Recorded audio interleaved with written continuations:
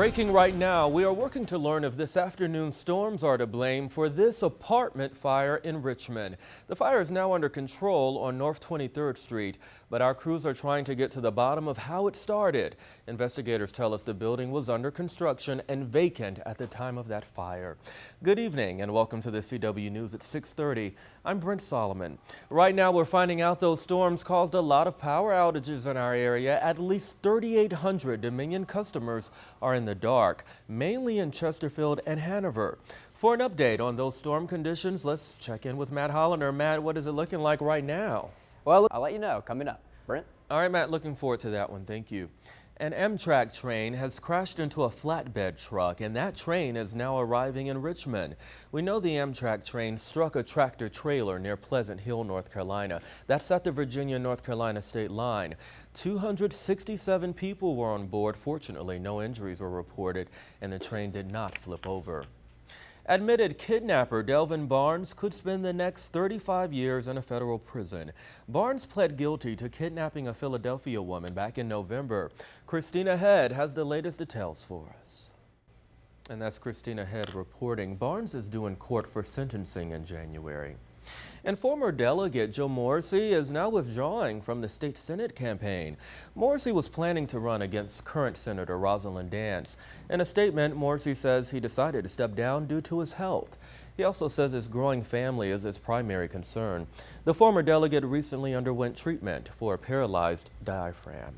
All right, students around the region now heading back to class this week, and that means all of those school buses, they're back on the road.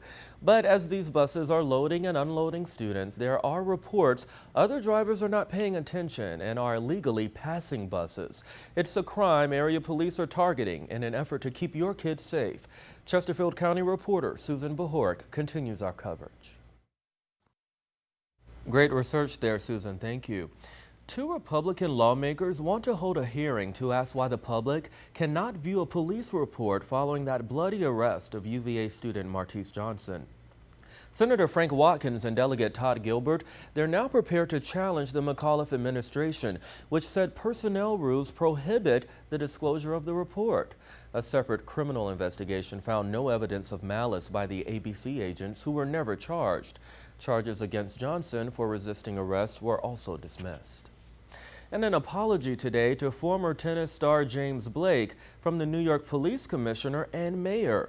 Blake was thrown to the ground and handcuffed by several officers while leaving his Manhattan hotel last night. Authorities say it was a case of mistaken identity and he was wrongly identified as a suspect in an ongoing investigation. I supported that. Now, the officer involved has been stripped of his badge and gun and is now placed on modified duty. Both the chief and the mayor have reached out to Blake but have not been able to reach him. And thousands of rape cases that have gone unsolved are getting further review. We've learned that as part of a nationwide effort to clear a backlog of untested DNA evidence, Virginia will receive almost $1.4 million to process thousands of rape kits. KSO has more now in the effort to get answers for victims. And that testing makes a huge difference. Detroit actually just finished testing 10,000 kits from the warehouse. They found nearly 500 suspected serial rapists, and there were links to cases in 39 other states. All right, I want you to look now what I found out. The state of Virginia spending close to $8,000 to replace license plates that featured the Confederate flag. Right now, these replacement tags you see behind me are in the mail to some 1,600 drivers who must remove the old tags in order to comply with Virginia law. Here's a closer look at what happens next. Dylan Roof was spotted posing with a Confederate flag following the deaths of 9 black church members in South Carolina. It ignited rage across the nation, even in Virginia, leading Governor Terry McAuliffe to call for the removal of the flag from state-issued license plates. I said they've hijacked the flag for their own nefarious purposes, and that shouldn't be.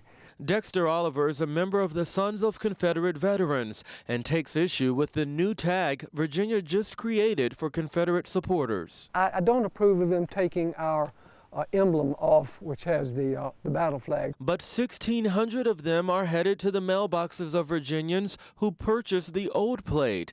They're now being asked to replace it right away. We've enclosed a postage paid envelope then we'll just ask them to mail the old plates back to us, and so we can recycle them. Brandy Brubaker with the DMV tells me police will be on the lookout for violators, and in just a matter of weeks, those with the old tags can be cited with a misdemeanor. We just want to make sure that everybody has a current valid license plate on their vehicle. But you won't see Oliver with one on his car, even though he deems the flag a symbol of his heritage. Let the governor know that there's a price to be paid for offending us like that. And the DMV is asking that everyone have their new tags mounted by October 3rd because come October 4th, violators will be cited. And a woman is pulled over for speeding, but how she responds to the officer has many calling her out over the internet. Find out what she said that has so many upset tonight. All right, ever been upset when you see those flashing blue lights behind you? Well, a woman in Palm Beach County sure was. She responds to a police officer in a not so nice way after being pulled over for speeding in Florida. Take a look.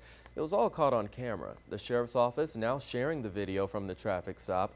Deputies say the woman was stopped for speeding in a school zone, going 51 miles an hour in an area marked 20 miles an hour. Take a listen to what the driver says to that deputy.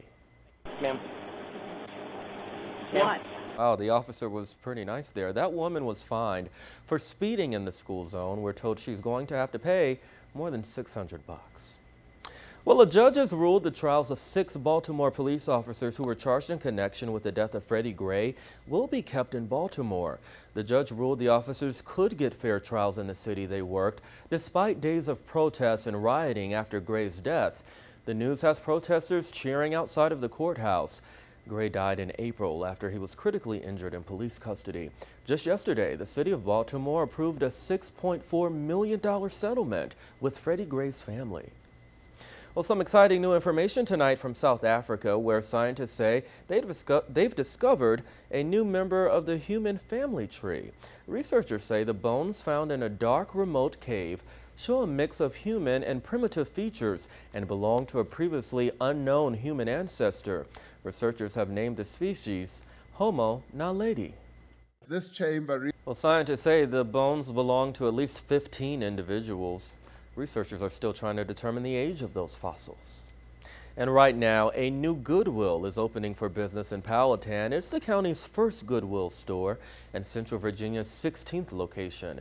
The retail and donation center is expected to bring more than 20 jobs, as well as more funding for Goodwill's mission of providing skills training and career development programs for those with obstacles to employment. This is Brent. All right, more rain on the way, though. Thank you, Matt. All right, I posted this on my Facebook page. She's one of the hottest musicians around. Coming up, find out why you will see Bruno Mars back at the Super Bowl. What do you think about that? Your CW Hot List up next. Stay with us. That was your CW Hot List. Unfortunately, that's all the time we have, but as always, I hope you have a good night.